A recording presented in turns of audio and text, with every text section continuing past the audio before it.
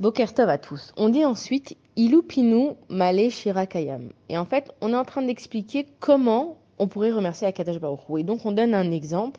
Et on dit que même si notre bouche, elle était remplie de shira, de chansons comme la mer. Et pourquoi est-ce que spécialement on prend cet exemple de la mer? Alors, il faut comprendre qu'on sait que les animaux, ils chantent à Akadash Baruch Hu. Alors, les animaux terrestres, ok, comme par exemple les vaches, les oiseaux, les chiens, etc., on comprend pas ce qu'ils disent, mais bon, on peut entendre qu'ils chantent à Akadash Baruch Hu. Maintenant, la mer, c'est un monde qui est caché et que nous, en fait, sans mer, on pourrait pas vivre. Qu'est-ce qui se passe avec l'eau? C'est qu'il y a des eaux, il y a l'océan, il y a la mer, il y a des fleuves, il y a des rivières. C'est que toute cette eau-là, elle procure 50% de l'oxygène que nous, on va respirer, que les plantes, elles vont utiliser, que les animaux, ils vont utiliser.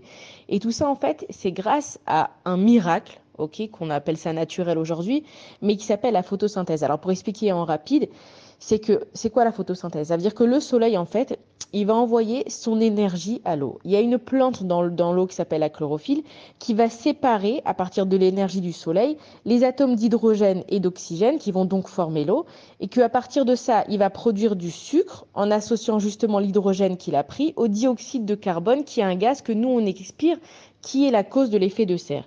Et en fait, une grande partie donc, des animaux de la mer, elle va utiliser cette énergie. Et quand il y a trop d'énergie dans l'eau, donc l'eau, elle va rejeter cette énergie à l'extérieur. Et ça veut dire que les animaux, ils vont en profiter, les plantes, qui vont en profiter, l'être humain, ils vont en profiter. Maintenant, il faut comprendre que l'action que la mer, elle fait, elle est 6 fois supérieure au niveau énergétique à ce que l'activité humaine, elle peut reproduire.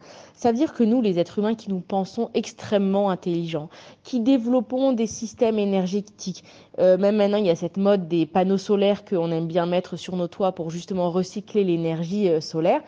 Il faut comprendre que Akadosh Baruch Hu, il nous a pas attendu pour faire un monde qui est parfait. Nous, maintenant, on arrive et on est sûr qu'on fait des découvertes extraordinaires, mais tout est déjà écrit dans la Torah et tout est déjà effectif. C'est-à-dire que le monde, il tourne sans nous. Akadosh Baruch Hu, il nous a mis à notre disposition un monde qui est magnifique. Aujourd'hui, la photosynthèse, si elle était utilisée au niveau scientifique pour tous nos besoins, il n'y aurait pas tous ces problèmes de pollution. Ça veut dire que la photosynthèse, elle est pas néfaste à l'être humain, il n'y a que du bénéfique. Ça veut dire que même dans la mer, tout a été étudié. Ça veut dire que les gros poissons, ils vont manger les plus petits poissons, qui vont manger les plus petits poissons. Et quand on arrive aux plus petits des plus petits poissons, c'est quoi? C'est les fruits de mer. Et donc les fruits de mer, en fait, eux, ils vont recycler l'énergie et ils vont la rejeter à l'extérieur. Et c'est pour ça d'ailleurs que dans la Torah, on nous interdit de manger les fruits de mer parce qu'il faut comprendre que c'est eux qui nettoient en fait toutes les bactéries de l'océan. Donc Akadosh Baruch Hu, il nous a donné les choses pour qu'on préserve son monde. On n'est pas là pour gâcher le monde d'Akadosh Baruch Hu.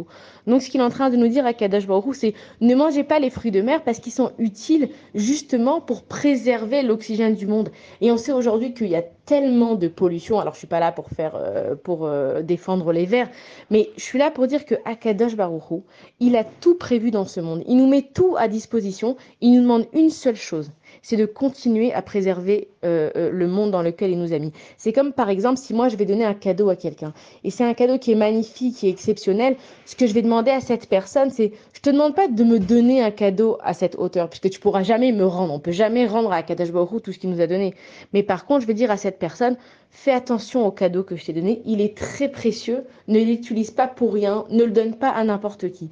Et quand on dit Veilou Pinou Maléchira Kayam, on est en train de dire à Kadesh Baruch Hu, tu sais, même si on se rendait compte, et encore avec tout ça on connaît rien, même si on se rendait compte à combien t'as fait des choses extraordinaires, que les chaînes alimentaires, que ce soit terrestre, que ce soit dans l'eau, tout est là pour nous, même si on se rendait compte, on pourrait même pas à Kadosh Baruch Hu te remercier assez. Donc quand on dit ces phrases-là dans le Nishmat Kol Chai, ça paraît une tuile qui est tellement banale, on dit des remerciements en général. Si on se penche un petit peu sur le côté scientifique, et d'ailleurs on sait qu'au temps de Mashiach, la science, elle va rejoindre la Torah. La Torah, il y a tout dedans. La Torah, elle n'a rien à prouver.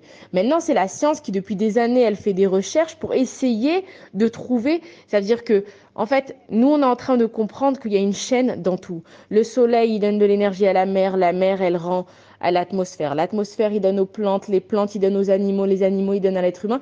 Ça veut dire qu'en fait, quand on comprend le système, on comprend que chacun travaille pour l'autre, chacun est dépendant de l'autre. Donc si on remonte à la source, tout le monde est dépendant de Akadosh Baruch Hu. Et le problème des scientifiques, c'est qu'ils ont envie de dire que ils sont dépendants de personne, que ça s'est fait naturellement, parce que quand on comprend qu'on est dépendant de quelqu'un, on lui doit quelque chose. Et quand on doit quelque chose à quelqu'un, ça veut dire que sans cette personne, on ne peut pas vivre. Et les scientifiques, je suis désolée, la voix elle est un peu longue, mais parce que c'est trop magnifique. Et en fait, les scientifiques, ils veulent pas avouer qu'ils dépendent de quelqu'un, qu'ils doivent lui dire merci. Mais nous, les juifs, quand on commence notre journée, la première chose qu'on dit, c'est quoi? Modé, Annie. On admet, modé, ça veut même pas dire seulement merci. Modé, ça veut dire admettre. On admet à Kadosh Baruch Hu qu'on dépend de toi, qu'on est fier de dépendre de toi et que franchement, on n'a pas à s'inquiéter. Des fois, nous, on est là et on se dit que nos problèmes, ils sont tellement énormes. Et que ce soit la santé, la parnassa, les amis, les enfants, l'école, tout est prévu. Nous sommes dépendants l'un de l'autre. On est une communauté, on est un peuple. Et quand chacun fait ce qu'il a à faire, c'est comme l'écosystème de la nature. Il y a tout qui va aller. Et de toute façon, vu que tout dépend d'Akadash Baruch Hu, qu'est-ce qu'il nous reste à faire? De dire merci à Akadash Baruch Hu pour que les choses se passent bien. Bonne journée à tous.